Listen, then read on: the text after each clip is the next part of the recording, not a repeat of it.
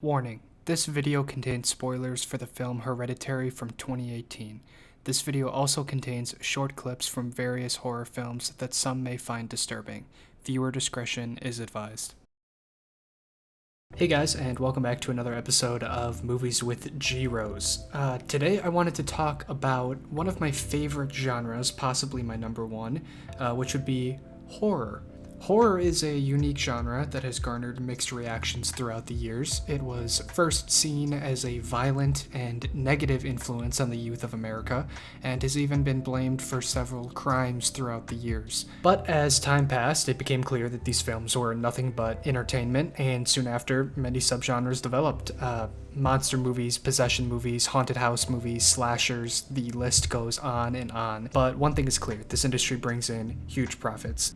Here I have an article from 2017 posted on Stephen Follows. This article states that across all movies released in US cinemas between 1996 and 2016, horror movies appear to have the highest chance of making a profit. And then in this graph we can see what percent of movies in each genre are likely to generate a profit. And we can see that horror movies are at the very top of the list. Horror movies are notoriously very cheap to make, and on top of that, people that like horror movies and the horror movie genre are very likely to go see a horror movie in theaters. But why is it that horror movies entice us the way that they do? Some studies show that it allows us to release a certain amount of tension. Some people are able to project anxieties onto a piece of media, and then it helps them not experience those anxieties when they're not watching the movie. But beyond the desire for frights, horror can allow us to very quickly explore the moralities of the world that is built by its creator. This wide spectrum of possibility is what makes the genre so diverse while staying relatable. But in my opinion, all of the best horror movies have one thing in common: dread. The anticipation of fear is half the experience, maybe more. For this video, I'll be using my favorite horror movie as an example of how dreadful an experience can be, a movie called Hereditary.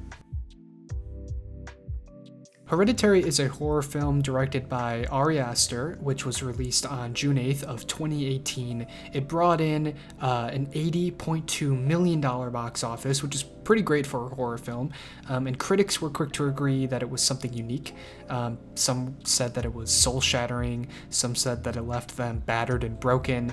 Audience scores seemed less impressed, but nonetheless, one thing was clear: anyone that went and saw this movie, it was something that really stuck with them. It unsettled them in a deep way. And what was the differentiator between this film and some others? What was the differentiator between audience scores and critic scores? Why are some people more affected than others? And the answer is something more subjective than gore or spooky scenes. It's the way that dread was used in between those scenes and how it was applied to different people. So what is dread? Dread is a verb defined as anticipate with great apprehension or fear. It's an uneasy feeling of something that is yet to come. It's a deep feeling in your gut that is hard to shake and it's hard to define. That's dread. And it's an incredibly powerful tool to use. Usually it is what separates a scary horror movie from a boring one, at least in my opinion. The best horror films juggle the line between fear of the unknown and an understanding of what's to come. If they tell us too much about the evil, it removes the surprising nature of what makes something horrifying, and your movie ends up turning into a generic action flick. But if you don't tell the audience enough, you start to lose interest because there never seems to be a winnable solution. You'll feel as though nothing holds any weight because the stakes have already been lost. There's no one here to help you. That's your motivation. By using a slow, mysterious approach to horror, you can not only create sequences that are visually scary, but you can fill the spaces in between with tense and engaging plot reveals. Hereditary uses a couple of brilliant methods to build this dreadful anticipation, one of which is sound. Sound is an often overlooked aspect of filmmaking that can really make or break a horror film specifically.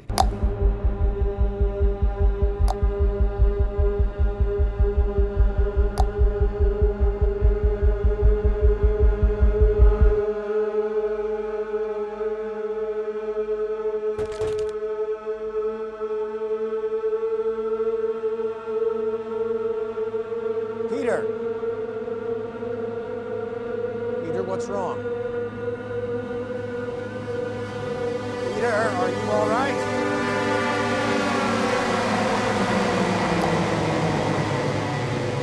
You'll notice that it's not necessarily music that you're hearing, but an ominous symphony that unconsciously tips us off that something is wrong. Usually this ambiance creates a suspense, a sense of unease. It tells us that something is coming, but then usually it doesn't. This is where the jump scares are going to come in for other films, but a good dreadful movie can keep you engaged while teasing you for a jump scare and then not actually giving it to you. It's pretty hard to pull this off correctly. I would say Hereditary does it very well. Some people might call this the fake out, and it's become a staple in just about any horror film these days, but the quality differs. Another great tool that Hereditary uses to build dread is a subtle script. The film is constantly peppering in tiny clues that make little to no sense initially, but they clearly connect in some way. And this vague connective tissue is the core to any great mystery movie. It's incredibly difficult to build a story that seems scattered or disorganized, but you can still tell it's building towards something that means more. It's a tricky juggling act between ignorance and enlightenment, not only for the horror elements like we previously discussed, but also for the mystery of the plot itself. And what truly sets this film apart is it has a great ending that answers all of those questions. It has not exactly a twist, but at the end of the movie, you're able to finally release all of those dreadful emotions you've been building, and in return, in exchange, you receive an understanding of the plot, and it actually makes the movie more enjoyable every single time you rewatch it, because now you understand what all of those tiny clues were building to. What is Heracles' flaw? Arrogance? Okay. Why? Because he literally refuses to look at all the signs that are being literally handed to him the entire play. All of these horrifying hints are, of course, coupled with a powerful parallel story about family and trauma that adds another layer of horror for audiences to latch onto. Most people can relate to the uncomfortable interactions that this family has, even if we haven't endured the same amount of trauma as they have.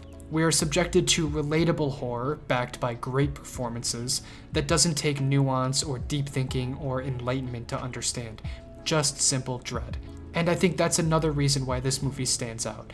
It gives everyone something to enjoy, while subtly including a little extra for those who love horror movies or, the type of person that might watch a YouTube video about dread.